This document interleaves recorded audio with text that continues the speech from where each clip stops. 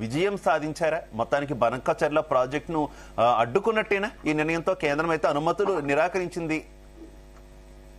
100% ఇది కాంగ్రెస్ ప్రభుత్వం, కాంగ్రెస్ పార్టీ విజయం. ఎందుకంటే మేము వీళ్ళందరూ హరీష్ రావు గారు బీఆర్ఎస్ పార్టీ వాళ్ళు మేల్కోక ముందే జనవరి నెలలోనే ఇది ఎటువంటి అనుమతులు లేకుండా ఈ ప్రాజెక్టు నిర్మిస్తున్నారని చెప్పేసి నీటిపారుదల శాఖ కార్యదర్శి రాహుల్ బొజ్జా గారు అధికారికంగా సెంట్రల్ వాటర్ కమిషన్ కి అందరి గోదావరి బోర్డుకి అన్నిటికి కూడా లేఖలు కూడా రాయటం జరిగింది. ముఖ్యమంత్రి గారు కూడా మాట్లాడటం జరిగింది, నీటిపారుదల శాఖ మంత్రి గారు కూడా మాట్లాడటం జరిగింది. కాబట్టి బీఆర్ఎస్ పార్టీ ఆ సెంటిమెంట్ అంటే రాజకీయ లబ్ధి కోసం అంటే ఇప్పుడు ఏం లేవు కాబట్టి ప్రజల్లో వారి యొక్క ఖ్యాతి అనేది పలసపడింది కాబట్టి ఈ సెంటిమెంట్ రాజేసే ప్రయత్నం చేశారు. కానీ ఈ బనకచెర్ల అంగీకరించింది ఎవరు? అసలు 2016లో ఉమాభారతి కేంద్ర జలశక్తి మంత్రిగా ఉన్నప్పుడు హరీష్ రావు గారు నీటిపారుదల శాఖ మంత్రిగా, తర్వాత ఉమామహేశ్వరరావు దేవినేని అక్కడ ఆంధ్ర మంత్రిగా వీళ్ళంతా కూర్చొని అంగీకరించుకొని ఈ ప్రాజెక్టుని అనుమతులు ఇచ్చారు. ఆ తర్వాత జగన్మోహన్ రెడ్డి వచ్చిన తర్వాత దాన్ని గుంటూరు జిల్లా బొల్లేపల్లి వద్ద 150 టీఎంసీల బ్యాలెన్స్డ్ రిజర్వాయర్లోకి పోలవరం నుంచి గోదావరి నీళ్లను మళ్లించి అక్కడి నుంచి మరి టన్నెల్స్ ద్వారా మన నల్లమల అడవుల్లో టన్నెల్స్ ద్వారా కర్నూలు దగ్గర మరి ఈ బనకచెర్లకు తరలించే విధంగా హెడ్ లెగిటరీ ప్రాజెక్టు తరలించే విధంగా ఈ ప్రాజెక్టును డిజైన్ చేసి దాదాపు సివిల్ వర్క్లు పూర్తి చేస్తే మరి 10 ఏళ్లు నిద్రపోయారని అడుగుతున్నారు.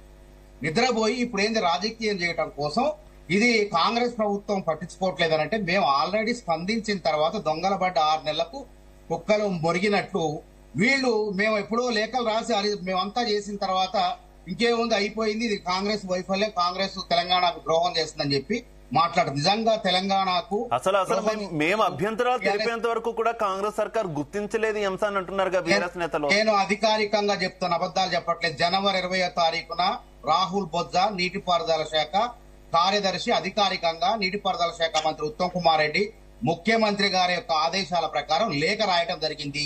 ఇది రికార్డు, అబద్ధం కాదు. అదే విధంగా ఇక్కడ అసలు వీళ్ళు 10 ఏళ్లు నిధులు నియామకాల నియామకాల పునాదుల మీద తెలంగాణ ఏర్పడింది. నీళ్లు తేలేదు, నీళ్లన్నీ ఆంధ్రప్రదేశ్ దోచిపెట్టే విధంగా వ్యవహరించారు. ఏ విధంగా వ్యవహరించారు? కాళేశ్వరం ప్రాజెక్టు పేరు చెప్పేసి దక్షిణ తెలంగాణలోని ప్రాజెక్టులన్నింటిని కూడా ఎండబెట్టారు, పండబెట్టారు. అటు కృష్ణా జలాలని సద్వినియోగం చేసుకోలేదు. అదే విధంగా గోదావరిలో బనకచెర్ల ప్రాజెక్టు కడతంటే కేసీఆర్ గారు నగిరిపోయి రోజా గారింట్లో రొయ్యల కూర చేపల కూర తిని అద్భుతంగా ఉందని చెప్పేసి రాయలసీమ రత్నాలసీమ చేస్తా మీరు 400 టీఎంసీల వరకు వాడుకోవచ్చు, మీ ఇష్టం, నీళ్లు దోచుకోండి, తెలంగాణకు అన్యాయం జరిగినా పర్వాలేదని చెప్పి వరాలు ఇచ్చి వచ్చిండు. ఆ 2018లో 19లోనూ నేను చెప్పిన విధంగా బొల్లేపల్లి దగ్గర నుంచి ఆ నీళ్లు తోడుకొని తీసుకొని నాగార్జున సాగర్ కుడికాలంలో వేసి అక్కడ 9 లక్షల ఆయకట్టుకు స్థిరీకరణకు మళ్ళీ ఆ నీళ్లను వినియోగించుకుని అక్కడి నుంచి నగరీ దర్శి నియోజకవర్గాలకు ఈ బనకచెర్ల ప్రాజెక్టు ద్వారా 2 లక్షల ఎకరాల ఆయకట్టుకు నీళ్లు అందించే విధంగా అప్పటి పాలకులు బీఆర్ఎస్ నాయకులు సహకరించిన మాట వాస్తవం కాదా? జగన్మోహన్ రెడ్డి గారిని 4 సార్లు ఇక్కడ కలిసి బిర్యానీలు తిని సెక్రటరేట్ లో కూర్చొని ఈ విధంగా చూసి చూడనట్టు వ్యవహరించి ప్రాజెక్టు 90% పూర్తయితే, సివిల్ వర్క్ లో పూర్తయితే ఇప్పుడు వచ్చేసి కాంగ్రెస్ పార్టీ మొత్తం అధికారికంగా లేఖలు రాసి అడ్డుకునే ప్రక్రియలో ఇదేదో మేము అన్యాయం జరుగుతుందని చెప్పి సెంటిమెంట్ రాజేసే ప్రయత్నం చేస్తున్నారు. తెలంగాణ ప్రాంతీయ విద్వేషాలు రెచ్చగొట్టే ప్రయత్నం చేస్తున్నారు. మీడియా సంస్థల పైన ఆంధ్ర దాడులు చేస్తూ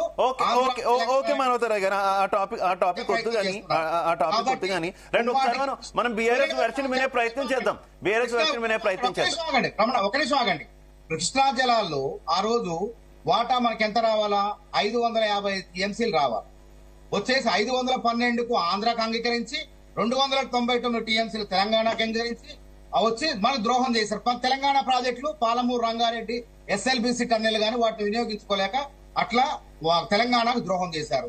అదేవిధంగా గోదావరి ఒక కాళేశ్వరం అని చెప్పేసి ఆ కాళేశ్వరం వల్ల తెలంగాణకు దుఃఖదాయనే గానీ ఎటువంటి లాభదాయని కాదు. అది డిస్కస్ చేద్దాం అన్ని అంశాలు కూడా డిస్కస్ చేద్దాం. జయప్రసాద్ గారు నా ఆడియో క్లియర్ గా ఉందా మీకు? క్లియర్ గా ఉంది. దేవిప్రసాద్ గారు ఏం చెప్తారు? పోలవరం బనకచెర్లకు కేంద్రం నుంచి అనుమతులు రాలేదు, ఇది కంప్లీట్ గా మా విజయం అని చెప్తుంది తెలంగాణ ప్రభుత్వం, కాంగ్రెస్ ప్రభుత్వం. మీరేమంటారు?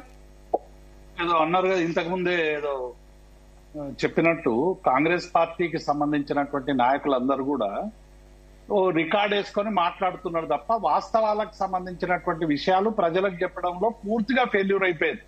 ఎందుకంటే హరీష్ రావు గారు తర్వాత V6 లో నేను వెలుగులో వచ్చినటువంటి ఒక వార్త 6 నెలలు 8 నెలలు పైగా అయిపోయింది. వచ్చినటువంటి వార్త తర్వాత చాలా మందిలో చర్చ మొదలైంది. ఆ చర్చకు సంబంధించినటువంటి అంశంలో అంతకుముందు హరీష్ రావు గారు ప్రెస్ మీట్ పెట్టి బంకచెర్ల ప్రాజెక్ట్ అనేటువంటిది ఒకటి నిర్మాణం చేయడానికి అనుమతులు కోరడానికి కేంద్ర ప్రభుత్వానికి లేఖలు పంపిస్తారు, రాష్ట్ర ప్రభుత్వం కళ్ళు తెరవాలని చెప్పి చాలా స్పష్టంగా పెట్టిన తర్వాత పాత డేట్లో వేసి ఉత్తమ్ కుమార్ రెడ్డి ఏదో అన్నట్టు ఉంటది కదా, ఏదో కుక్కలు మొరిగినాక అన్నట్టు, వేట కుక్కలు మొరిగినాక అన్నట్టు ఇలా కాంగ్రెస్ పార్టీ ఏం చేస్తా ఉన్నదంటే గత పాత డేట్ వేసి ఎవడైనా లేఖ రాస్తే ఇగో మేము పలానా ప్రాజెక్టుకు సంబంధించి ఆంధ్రప్రదేశ్ చేస్తున్నటువంటి ప్రయత్నాల్లో ఆపుతున్నామని లేఖ రాసిన రోజే గొప్ప, వీళ్ళు రాయకముందే గొప్పలు చెప్పుకునేటోళ్ళు లేఖలు రాసినా గొప్పలు చెప్పుకోరా.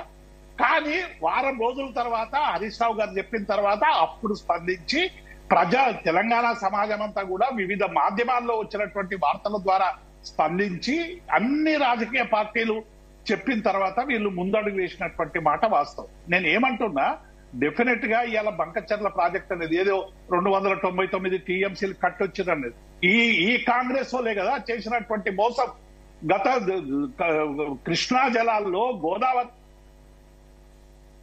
జలాల్లో సరైనట్టు అమలు చేయగా తెలంగాణ ప్రాంతానికి ద్రోహం చేసి ఒక్క ప్రాజెక్టు కూడా సరైనటువంటి కట్టకుండా తెలంగాణ ప్రజల నోట్లో మట్టి కొట్టినటువంటి కాంగ్రెస్ ఇలా నీరు మీద మాట్లాడడం అనేటువంటిది దయ్యాలు వేదాలు వల్లించినట్టు తప్ప ఇంకొకటి కాదు.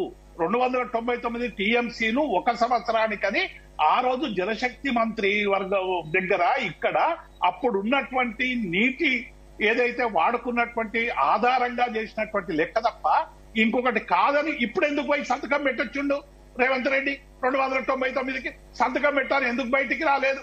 కాబట్టి ఇవన్నీ కూడా కాంగ్రెస్ పార్టీ చేస్తున్నటువంటి ప్రచారాలు, దుష్ప్రచారాలు. నీటి మీద సోయలేదు, నీళ్ల గురించి ప్రయత్నం చేయలేదు, తెలంగాణ ప్రాంతానికి నీళ్లు ఇవ్వాలనేటువంటి ధ్యాస లేనటువంటి పార్టీ కాంగ్రెస్ పార్టీ. గతంలో బీఆర్ఎస్ ఒప్పుకుంది, చంద్రబాబు నాయుడు ముఖ్యమంత్రి తర్వాత జగన్మోహన్ రెడ్డి ముఖ్యమంత్రి అయిన తర్వాత కూడా ఆంధ్రప్రదేశ్ లో ఒప్పుకున్నారు.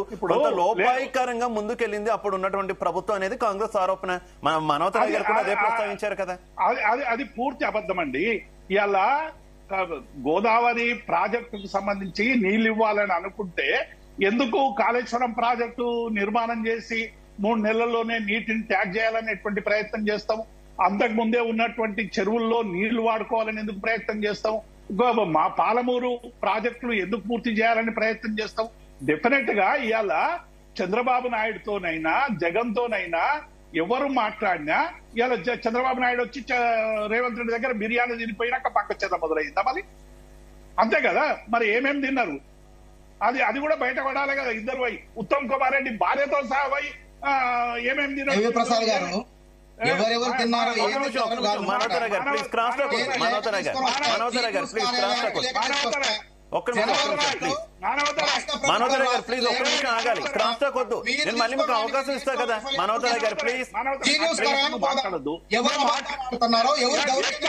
మనోతరాయ్ గారు మీరు మాట్లాడినప్పుడు ఆయన మాట్లాడలేదు. ప్లీజ్.